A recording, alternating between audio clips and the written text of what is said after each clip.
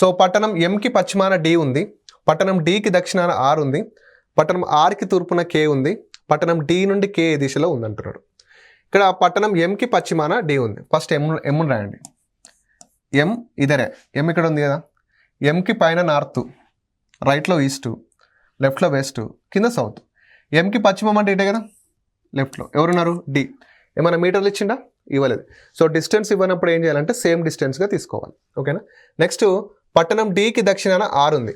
పట్టణం డికి దక్షిణాన అంటే డి ఇక్కడ ఉంది కదా, డికి దక్షిణం అంటే కింద ఎవరున్నారు, ఆర్ ఉన్నారు. నెక్స్ట్ పట్టణం ఆర్కి తూర్పున కే ఉంది. ఆర్ ఇక్కడ ఉన్నారు కదా, ఆర్కి తూర్పు అంటే ఇటు కే ఉంది. నెక్స్ట్ డి నుండి కే ఏ దిశలో ఉంది. డి ఇక్కడ ఉన్నాను నాన్న. ఈ డి నుండి కే ఇక్కడ ఉంది కదా, ఏ దిశలో ఉంది అంటే నీకు తెలుస్తలేదు. ఈ డి నుండి కే ఏ దిశలో ఉందో తెలుస్తలేదు కదా. ఎక్కడ ఉన్నాడు, డి నుండి అన్నాడు కాబట్టి ఇక్కడ పట్టం వేసుకో. డి నుండి అన్నాడు ఇక్కడ పట్టం వేసుకో. డి పైన నార్త్ ఉంటుంది, రైట్లో ఈస్ట్ ఉంటుంది, కింద సౌత్ ఉంటుంది, లెఫ్ట్లో వెస్ట్ ఉంటుంది. సో ఈ డి నుండి కే ఎవరెవరి మధ్య ఉన్నారు, సౌత్ ఈస్ట్ కదా. ఎవరి మధ్య ఉన్నారు, సౌత్ ఈస్ట్. సౌత్ ఈస్ట్ అంటే ఏంటి, ఆగ్నేయం. సౌత్ ఈస్ట్ అంటే ఆగ్నేయం. సో 4